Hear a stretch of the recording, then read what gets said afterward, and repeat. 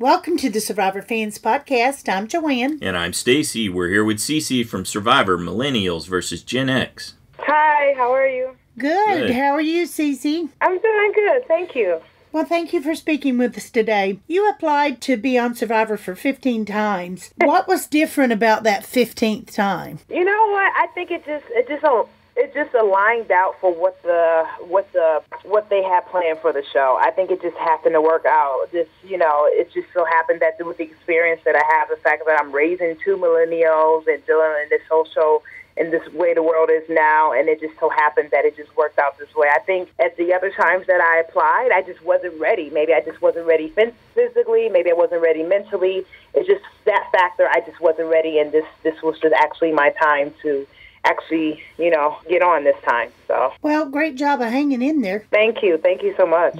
So you started applying back in 2001. What would you say as part of your preparation during all this time turned out to be most beneficial? To watch the game. I mean, you have to watch it, even though, it's so much easier to watch the game on your couch and you're like, oh, I wish I would have did this and you should have did this and this and that. But, you're seeing the whole game as a whole. When you're actually playing the game, it's like you're only seeing from your two eyes and what's in front of you right then and there, and you don't see the whole picture as a whole.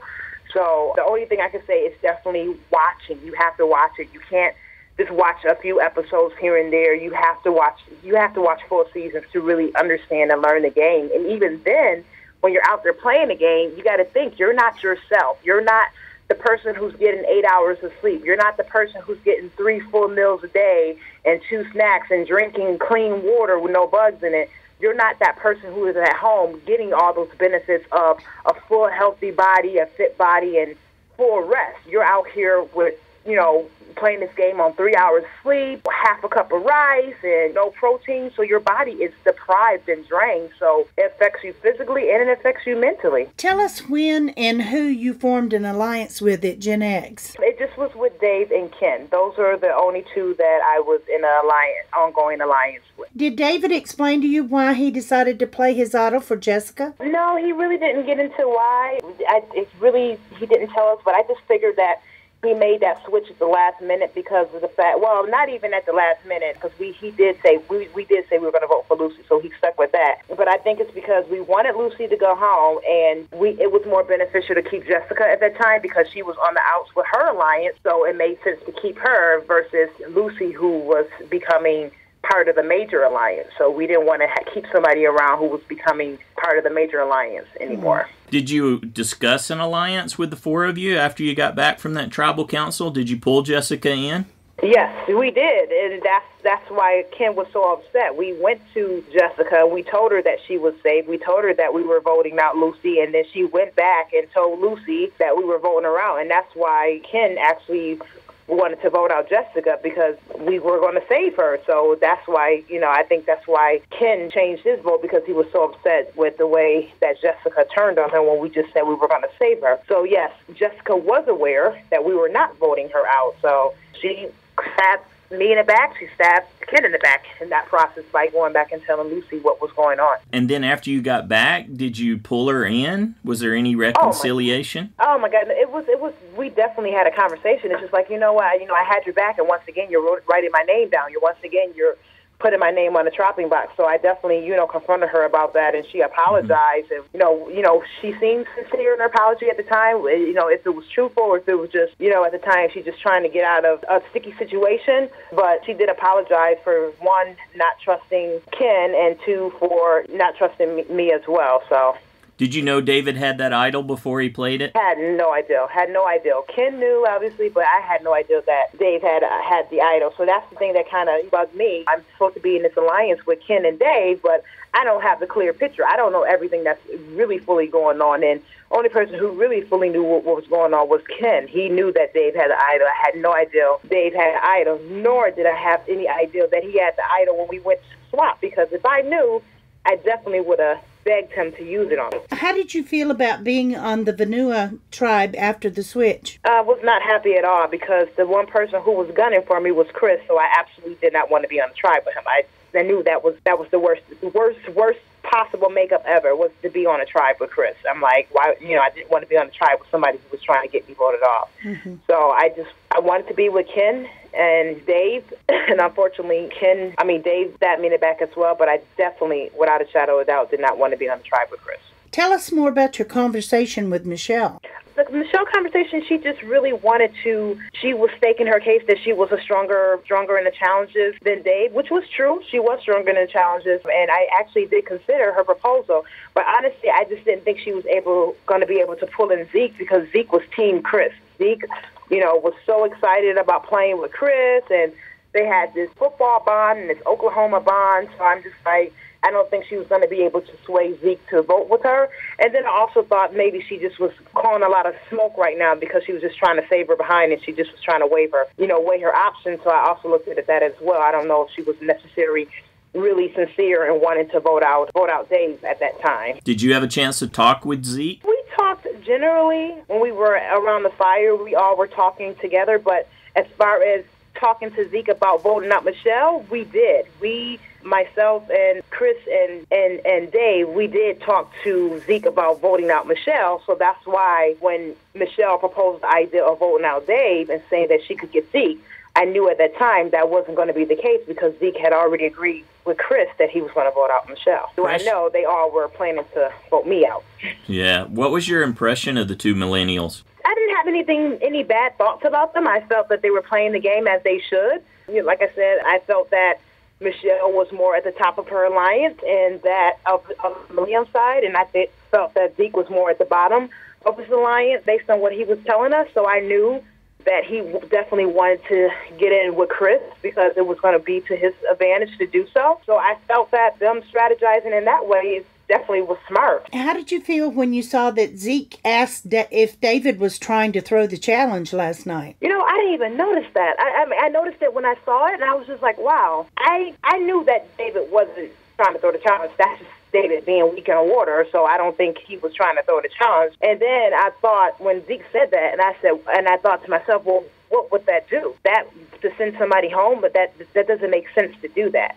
So I don't know why he would think that Dave was trying to throw a challenge, because that's nobody wants to go to tribal council. It just wouldn't have been beneficial for us to go to tribal council. How did it affect you having Jeff yelling comments about what you were doing during the challenges? It's very stressful when Jeff does. I know Jeff is just doing his job, but you're already stressed out enough. You're already, anxious from the challenge. I already, hate water challenges because, I'm not I'm not a good swimmer anyway. So when he's throwing out, oh my goodness, you're doing absolutely nothing.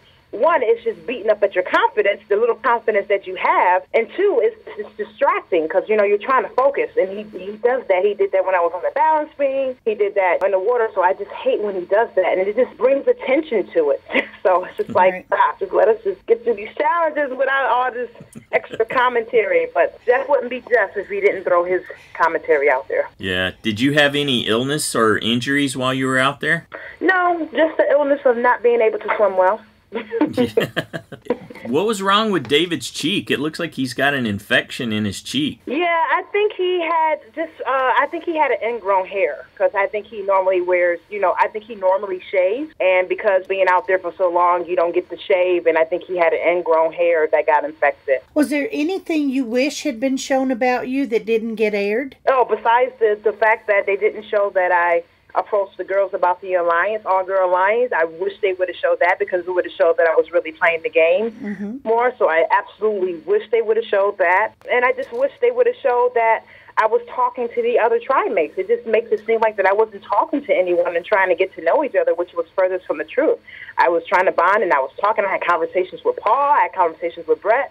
I had conversations with everybody. I got along with everybody for the most part. There was no bad vibes or issues like, oh, I hate this person. There was none of that at our tribe. There wasn't just this thing of, oh, this person I can't stand this person. We all generally got along and liked each other. Oh, so you didn't get isolated with Rachel? It did make it look like that you were isolating yourself. It did. It did look like that way. And it was only a couple times that we went off because we went to get water, but it wasn't because we were strategizing. Believe me, if that was the case, the game is over. I'm voted out. I definitely would say, yeah, we were strategizing, but we weren't. We really just were getting to know each other, and I had more things in common with her, so she's like, hey, You want to go on a water run with me? Sure, I'll go on a water run with you. So it wasn't that I was isolating myself, because there was times that I was with Sunday, there was times that I was with Jessica, there was times I was with Lucy.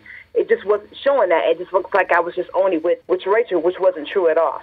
As a longtime fan of the show, how has your view of Survivor changed after this experience? It hasn't changed much at all. I still love the game. I'm still a fan. I will play again in a heartbeat. So I feel like each experience is different and unique. So everyone has a different experience watching it, and you have a different experience even playing it. So it doesn't change anything. I feel that my experience of the game is exactly as what I see on TV. It is that. You're looking for idols. There's manipulation. There's backstabbing. There's blindside.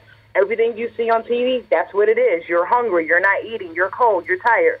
Everything. There was no pillows. There was no timeout from the cold. Come on in from the storm. There was none of that. It was really what you see is what you get out there, and it plays on your psyche, and it plays on your body as well. What's it been like watching this season with your family and friends? It's been great. The only thing is, I just have to stop and explain things, because they're like, well, how come you do that? And I'm like, well, it's really a lot of stuff they didn't show. And, there's 24-hour feed and video feed, so obviously they can only capture so much into one episode, but I just had to explain to him on some things that happened. I'm like, well, this happened on this side, and I actually did say this to this person and that person, and no, I really wasn't just walking off with this person. So, it was fun to give them the little insight of what was going on in each episode, so they did appreciate that.